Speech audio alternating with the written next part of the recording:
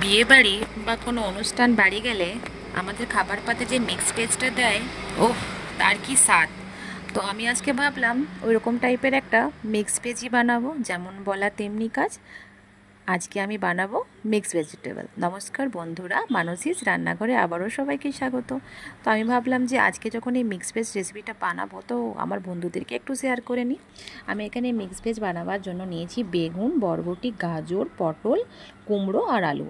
আপনারা আপনাদের মতন সবজি এখানে অ্যাড করতে পারেন। প্রথমে সবজিগুলো খুব ভালোভাবে ধুয়ে পরে কেটে নিয়েছি এবং রেসিপিতে যাওয়ার আগে আমি একটা মশলা বানাবো। এখানে নিয়েছি 4টা শুকনো লঙ্কা, একটু 2 থেকে আড়াই চামচের মতন মৌরি, 2 থেকে আড়াই চামচের মতন জিরে এবং একটু সাদা সরষে। এটাকে ভালো করে 2 মিনিটের মতন হালকা আঁচে ফ্রাই করে নিলাম এবং ওটা আমি ডাস্ট বানিয়ে নিলাম। এরপর আমি ওটাকে সাইডে রেখে গ্যাসে কড়াই চাপিয়ে সর্ষের তেল দিলাম। এরপর সর্ষের তেলটাকে ভালো করে গরম হওয়ার জন্য দিলাম। তারপর 5 ফোড়ন দিয়ে একে একে সব সবজিগুলো আমি ভেজে নেবো। প্রথমে আলুটাকে একটু ভাজলাম এবং আলুটা যখন একটু ভাজা হয়ে গেলো তখন পটল দেবো। এগুলো সব মিডিয়াম টু হাই আঁচে ভাজতে হবে। এরপর আমি এই পটল আলুগুলোকে ভাজতে ভাজতে যখন দেখলাম কালার চেঞ্জ হয়ে গেছে, এরপর আমি আস্তে আস্তে পটল, বরবটি, গাজর এগুলো আবার দেওয়ার পর এগুলো হালকা আবার ভাজতে থাকলাম।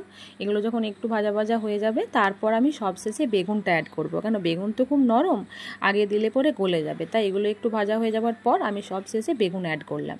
বেগুনটাকেও ভাজতে ভাজতে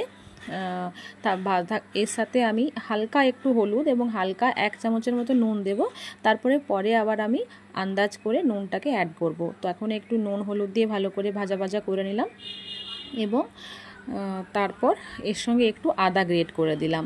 এই যে একটু মতন আদা গ্রেট করে দিয়েছি, তাহলে টেস্টটা ভালো আসবে। আদা গ্রেট করে দেওয়ার পর আবারও ওই আদাটাকে সমস্ত সবজির সাথে মিলিয়ে 2 মিনিটের মতন আমি ভালো করে ভাজতে থাকলাম। দেখুন কি সুন্দর কালার চেঞ্জ হয়ে যাচ্ছে ধীরে ধীরে এবং নরমও হয়ে যাচ্ছে। এরপর আমি এর সঙ্গে অ্যাড করব লঙ্কা গুঁড়ো, জিরে গুঁড়ো, হলুদ এবং স্বাদ মতো নুনটা স্বাদ মতন করে দেবেন। যেহেতু আগে আমি নুন দিয়েছিলাম, তো আপনারা আপনাদের মতন নুন স্বাদ মতন করে অ্যাড করে দেবেন।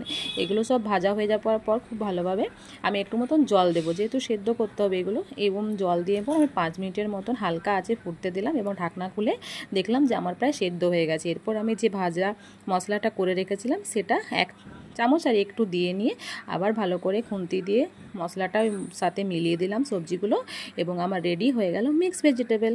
আপনারা অবশ্যই বাড়িতে ট্রাই করে দেখবেন। আমার রেসিপিগুলো ভালো লাগলে অবশ্যই লাইক, কমেন্ট, শেয়ার করবেন আর ফলো করে পাশে থাকবেন। আপনারা অবশ্যই বাড়িতে ট্রাই করবেন আর জানাবেন কেমন হয়েছে।